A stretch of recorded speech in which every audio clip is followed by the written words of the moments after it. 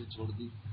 دو چیزوں پر عمل ہے. مسجدیں خوب بنا رہے, مدرسے بنا رہے, خانقاہ نہیں ہو رہی. جس جو اصل ہے, جس سے اخلاص پیدا ہونا ہے, جو اخلاص پیدا کرے. حضور صلی اللہ علیہ وسلم کے زمانے میں سارے اعمال مسجد میں ہوتے, لیکن بعد میں سب کثرت کی وجہ سے شعبے الگ ہو گئے.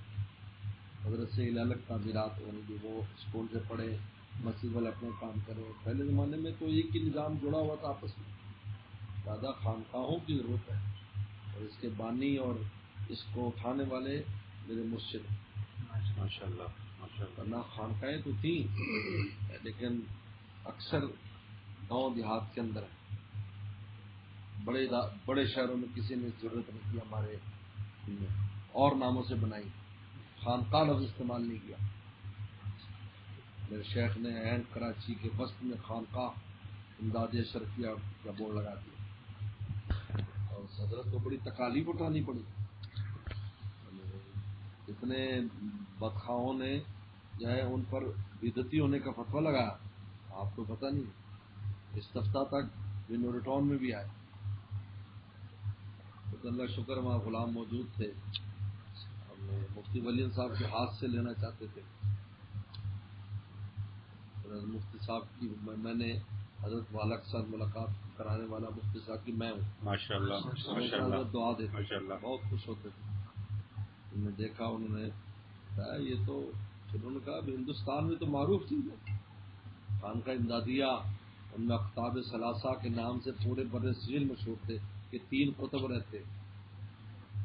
خانقاہ امدادیہ میں 3 قطب رہتے, جن میں سب سے بڑے حاجی امداد اللہ مہاجر مکی رحمۃ اللہ علیہ تھے, اور جو ہے حضرت مولانا جو ہے محمد تھانوی تھے, اور مولانا حافظ ضامن شہید صاحب تھے, جو شہید ہوئے 1857 کی جنگ آزادی میں.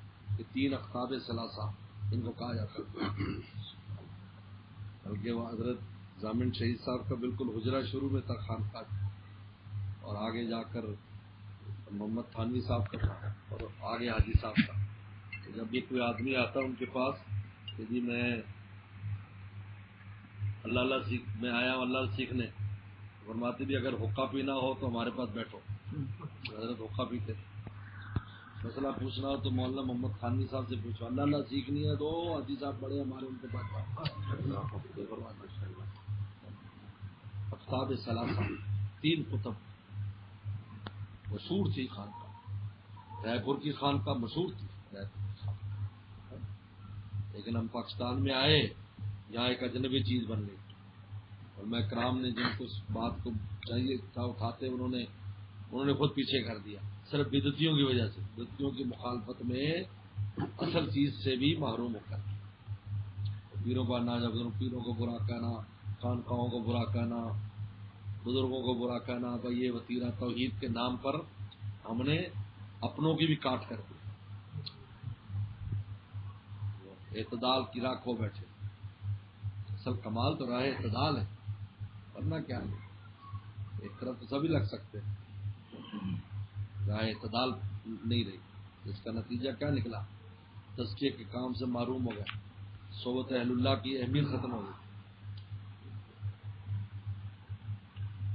یہ تو تبلیغی جماعت بیچ میں آ گئی تو تھوڑا بہت لوگ اس طرح متوجہ ہو گئے, کچھ نہ کچھ امت کی اصلاح ہونے لگی. لیکن یہ پرائمری اسکول سے زیادہ نہیں ہے.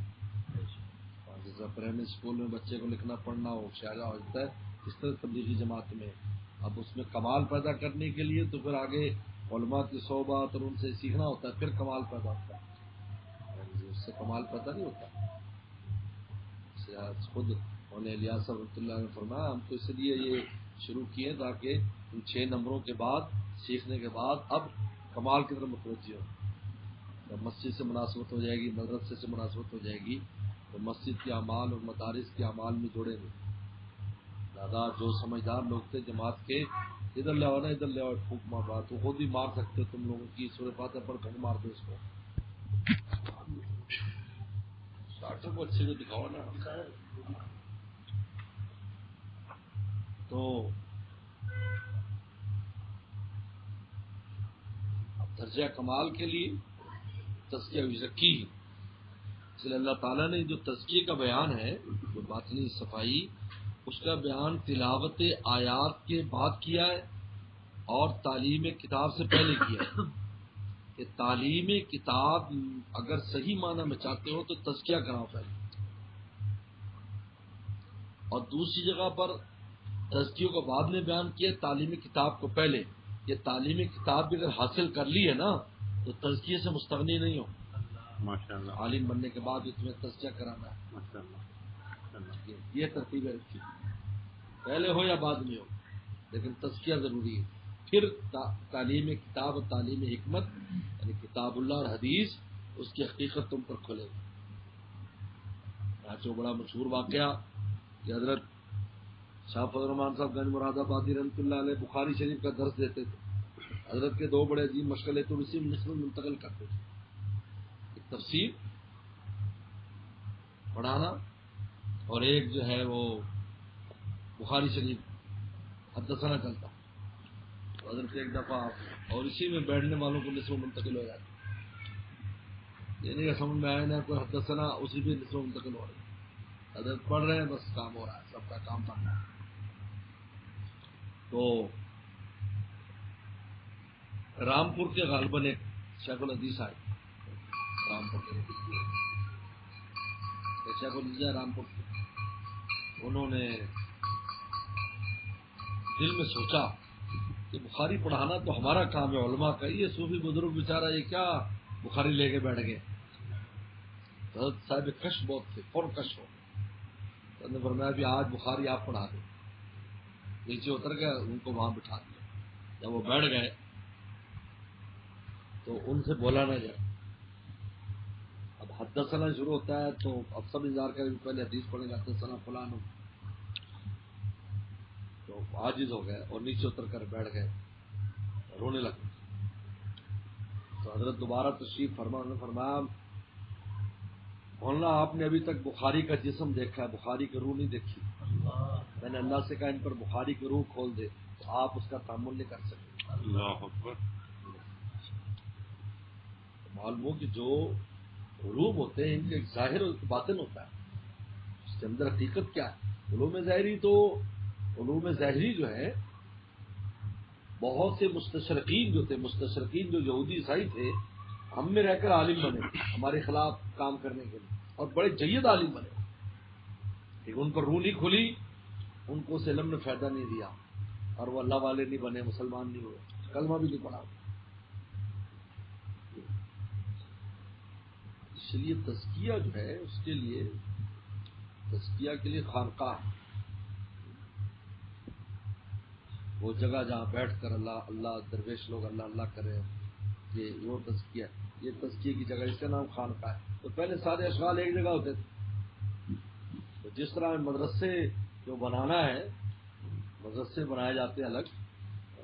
اب اس کے لیے اگر اس کو ہم یہ ثابت کرنا چاہیں بھائی اس طریقے پر مدرسے بنائے جیسے گھنٹے بجائے، سب یہی کہیں گے بھائی یہ اصل تو موجود ہے اس کی، لیکن اب اس کی یہ جو تفصیلات ہے یہ اگرچہ حدیث میں نہیں ہے لیکن یہ پسندیدہ چیز ہے، اس سے قرآن حدیث کی تعلیم زندہ رہتی ہے. اس طرح تزکیہ کی زندہ رکھنے کے لیے خانقاہ بنائی جاتی ہے. تمام بزرگوں نے، قرون اولیٰ کے بزرگوں نے بھی، انہوں نے بھی زاویہ کے نام سے اور خانقاہ کے نام سے بنایا. جو عرب میں تھے وہ زاویہ، اب جو عجم میں تھے وہ خانقاہ. ہر بزرگ کی خانقاہ ہوتی تھی جہاں لوگ آتے تھے، مسافر ٹھہرتے تھے، اللہ اللہ سیکھتے تھے، ان کی زیارت کرتے تھے. وہاں سارا بڑے کام ہوتا اور بڑے بڑے علماء وہاں ہوتے.